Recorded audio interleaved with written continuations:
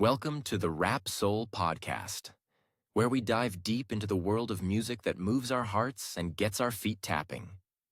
This is the intersection of rap and soul music from the 80s, 90s, and 2000s. We appreciate you for listening. Share this podcast with a friend or family member who loves music as much as you do. The podcast is hosted by 12 Kyle. Next up, the Rap Soul Podcast. Welcome to another edition of the Rap Soul Podcast. I am your host, 12 Kyle. I want to thank you all again for tuning in to the Rap Soul Podcast. This is a music podcast where we have discussions about hip-hop, R&B, rap, and soul music from the 80s, 90s, and the 2000s. Simply put, folks, this is the best music podcast that you've never heard until right now. Again, I want to thank you all for tuning in as you do each and every week. For those of you watching on YouTube, thank you for watching. I appreciate the love. Check it out. On this episode, what we're going to talk about is the golden era of hip hop. Now, let me start by saying the toughest thing for some is to define what period of time actually equates to the golden era of hip hop. Because there are some who will simply tell you that the golden era is from the late 70s into the mid 80s. Personally, I don't think that's the golden era of hip hop. I think that's the beginning era of hip hop. In my opinion, and this opinion is shared by a lot of folks in hip hop, the golden era of hip hop goes from 1986 to 1996. Again, it's up for debate. I'm not here to debate it, but you can tell me when you think the golden era of hip hop was. That being said, what I want to talk about is the albums that came out during that particular time. If you were around, or even more importantly, if you were outside, then you will definitely understand where I'm coming from. Now, there's some of you who are going to listen to this episode, or maybe even see this episode on YouTube, and you weren't there. Listen, I'm all for hearing someone's opinion about what they think the golden era was. But I'll be honest, if you weren't there, it's really, really hard for you to make a case that the golden era happened after 1999, because I will tell you something, it didn't. Now, there's very few times where I will kind of throw my hip hop weight around, and this is one of them. If you think that the golden era started sometime in the 2000s, simply put, you need to go stand on the sidelines. This ain't your conversation, kid. I'm sorry. This one is for the OGs. This one is for the old heads, the unks, whatever you want to call us. We'll be that. What we are is, we are what you called seasoned in hip hop. And so I can't really vibe with the idea that the golden era was any time past that time. Now, if you say it was 79 to 85, that's cool. If you say it was from 87 to 97, that's cool with me too. But anything past 1999, it's not the golden era. I'm sorry, you need to go stand in the corner. With that being said, let me just run down some. Again, I preface this by saying the word some albums that came out in the golden era. Let's start with 1986. One of my favorites from that particular year, Licensed to Ill by the Beastie Boys.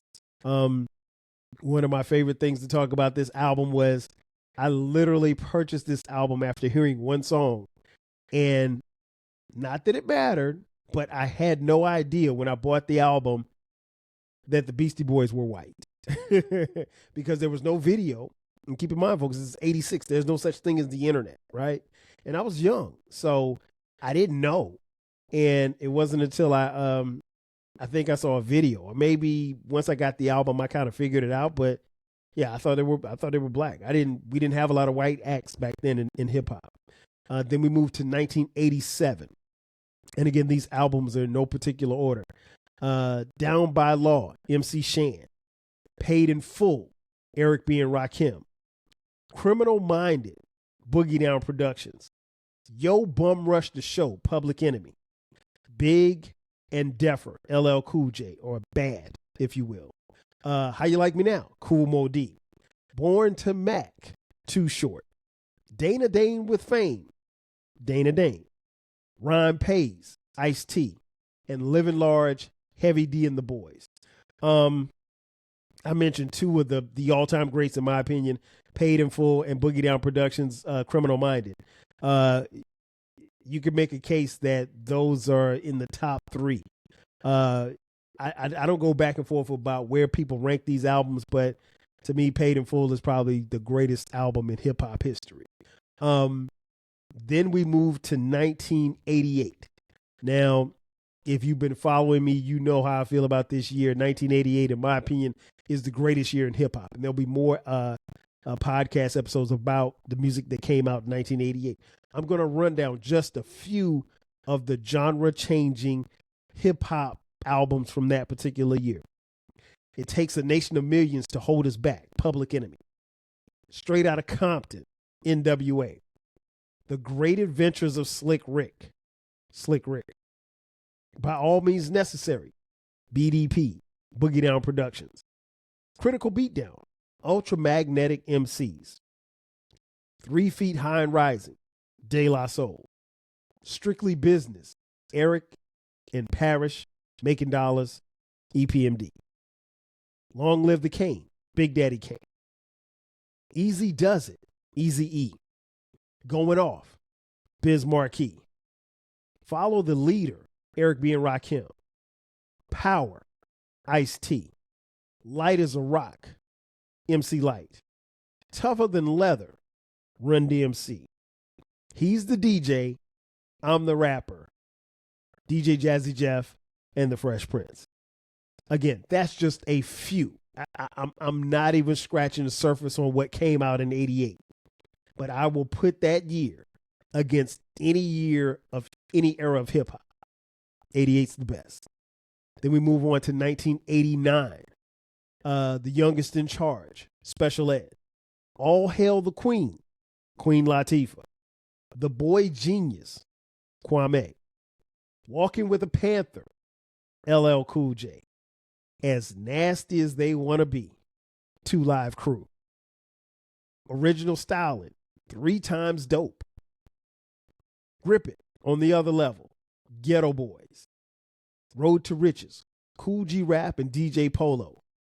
Unfinished Business, EPMD. Ghetto Music, The Blueprint of Hip Hop, Boogie Down Productions. No One Can Do It Better, The DOC. It's a Big Daddy Thing, Big Daddy Kane. Another great year. The one that stands out to me right now is As Nasty as They Want to Be, as for some reason they've taken it down off of streaming. As many of you know, I did a album review on that album a couple of months ago, and the most common comment that I've gotten for those who've tapped into that particular episode is that they can't find the album anywhere on streaming. So for whatever reason, it's been taken down, but still a crazy and wild album, Wild Times in 89. Then we move to 1990. America's Most Wanted, Ice Cube. All for One, Brand Nubian. Wanted Dead or Alive, Cool G Rap and DJ Polo. Mama Said Knock You Out, LL Cool J. Let the Rhythm Hit 'Em, Eric B. and Rakim. People's Instinctive Travels in the Paths of Rhythm, A Tribe Called Quest. Man, listen, there are a couple of 5 mic albums in that in that batch that I just read off, which is wild. Very, very solid. Then we move to 1991. Special year for me because I graduated from high school that year. 1991, The Low End Theory, A Tribe Called Quest. Breaking Atoms, Main Source. Death Certificate, Ice Cube. De La Soul is Dead, De La Soul. We Can't Be Stopped, The Ghetto Boys. To the East, Blackwards, X-Clan. Niggas for Life, NWA. Another solid year. I mean, listen, hip hop is changing at this point. You can tell by some of the titles and some of the groups that I'm mentioning. is changing, and it's going from being very Afrocentric, to a little bit more rougher. Then we move to 1992, The Bizarre Ride, The Far Side, Step Into the Arena, Gangstar, Mecca and the Soul Brothers, Pete Rock and CL Smooth, Don't Sweat the Technique, Eric B. and Rakim. Listen, for me, and I want to say the one that I left off that I just thought about was 92. The end of 92 was The Chronic, Dr. Dre. So I can't forget about that one. Listen, that album changed everything.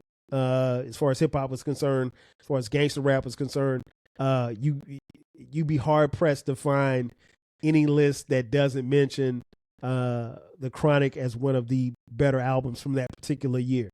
Then we moved to 1993, a very pivotal year in hip hop. Enter the Wu-Tang 36 Chambers, Wu-Tang. Midnight Marauders, A Tribe Called Quest. Doggy Style, Snoop Doggy Dogg. Enter the Stage, Black Moon. 93 Till Infinity, Souls of Mischief. Coming Out Hard, 8 Ball and MJG. Man, listen, I was in college at South Carolina State University at the time. Every album that I named got so much play in my dorm room and in my car, it was ridiculous. You literally couldn't go anywhere without hearing Coming Out Hard from 8 Ball and MJG. A Tribe Called Quest's Midnight Marauder is my favorite album, one of my favorite albums of all time, definitely my favorite from Tribe. So it was an incredible year. Then we moved to 1994. Illmatic, Nas. Southern Playalistic Cadillac Music, Outkast. The Main Ingredient, Pete Rock and CL Smooth. The Most Beautifulest Thing in This World, Keith Murray. Do You Want More, The Roots. The Diary, Scarface. And Ready to Die, The Notorious B.I.G. Listen, there are a lot of people who make the case that 1994 is the best year in hip hop. And listen, they have a very strong argument. Nas's Illmatic and Southern Playalistic Cadillac Music, if I'm not mistaken, came out, a couple of weeks apart from each other. I just remember playing those albums and playing them forever. My personal opinion, I think Illmatic is the greatest album that I've ever heard, the greatest hip hop album I've ever heard. Then we moved to 1995, Me Against the World, Tupac Shakur. Only Built for Cuban Links, The Purple Tape, Raekwon the Chef. The Infamous, Mobb Deep. Return to the 36 Chambers, the dirty version, Old Dirty Bastard. Lab Cab in California, The Far Side. Do or Die, AZ. East 1999 Eternal, Bone Thugs and Harmony. Soul Food, Goody Mob. That year was incredible. That year is right up there with 94. We're going to have another episode, a podcast episode. We're talking about those albums because those albums actually turned 30 years old this year, which is crazy because honestly, for me, it feels like the albums just came out yesterday. I still, maybe with the exception of Bone, I still play all of these albums. Goody Mob Soul Food is phenomenal. The Purple Tape, hey man, what can I say? And Me Against the World is my favorite Pac album. Then we move to the last year, in my opinion, of the golden era, which is 1996.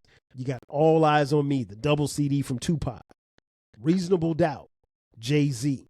Don Killuminati, The 7 Day Theory, Tupac, Machiavelli. It Was Written, Nas. Philadelphia Half-Life, The Roots. And Muddy Waters, Redman. That list of albums that I just read right there, again, to this day, I still play them to this day. And they are all incredible. Again, I don't want people to listen or watch this and say, oh, well, you forgot that. No, I didn't forget. Just for time, folks, because I literally could be here all day listing these albums.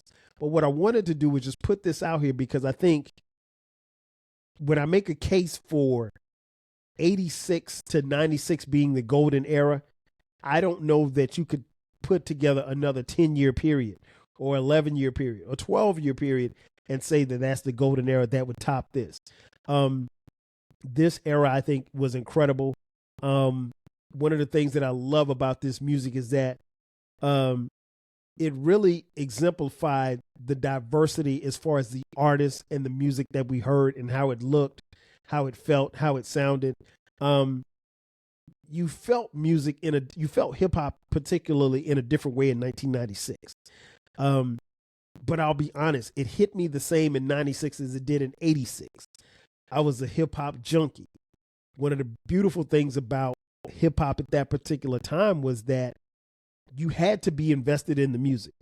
What I mean by that is you had to pay for the music.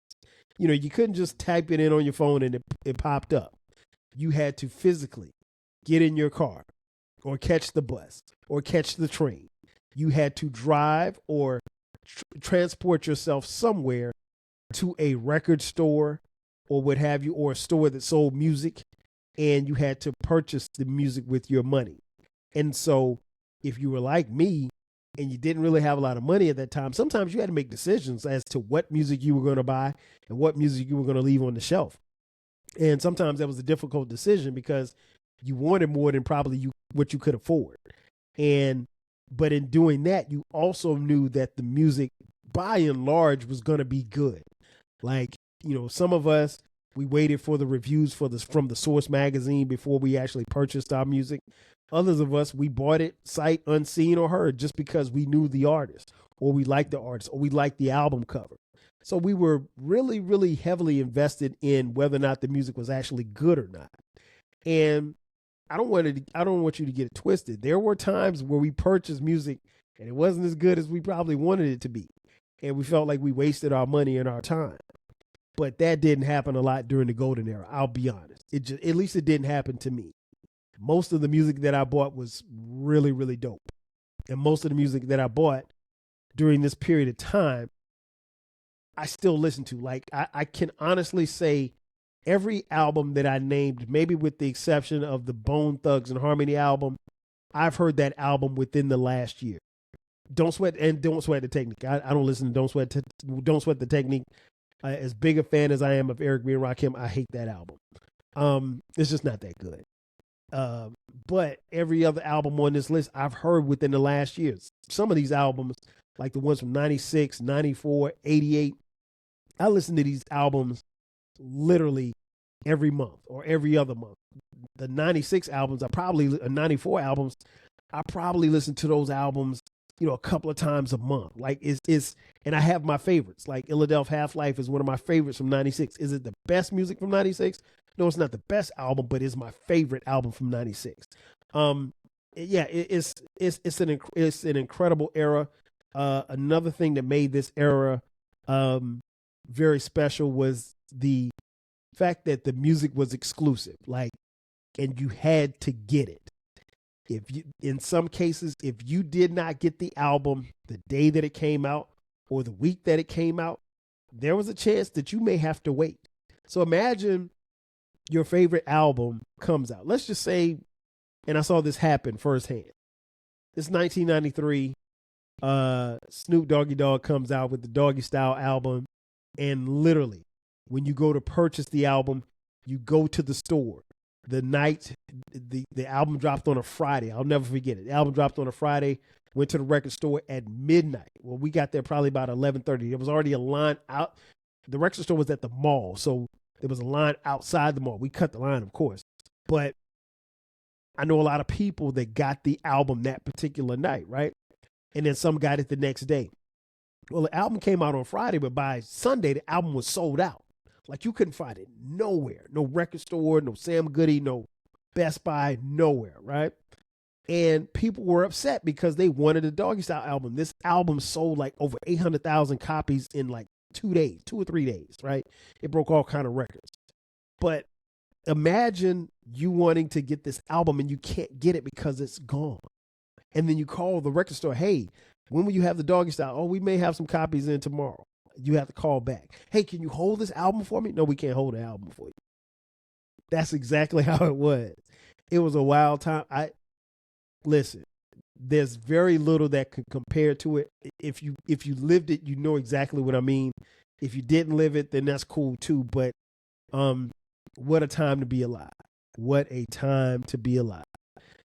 Before we get out of here, I wanted to present this to you because there's going to be more talk about some of these albums from the golden era. We're definitely going to talk about the albums from 1995, as these albums are turning 30 years old this year.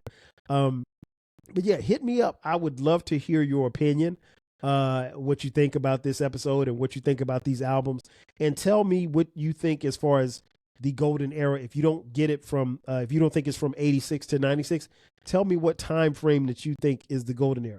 Again, if you say anything beyond 99, I'm not. I'll entertain you, but I'm not listening to you. It is what it is. Ladies and gentlemen, that's going to do it for me. Thanks again for checking out this edition of the Rap Soul Podcast.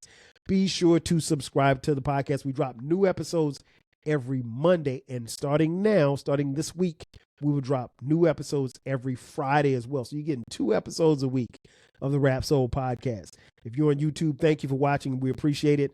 Download, subscribe, share this podcast with a friend who loves music as much as you do. If you're on Cash App, you can hit us up and support the channel. $TWELVEKYLE.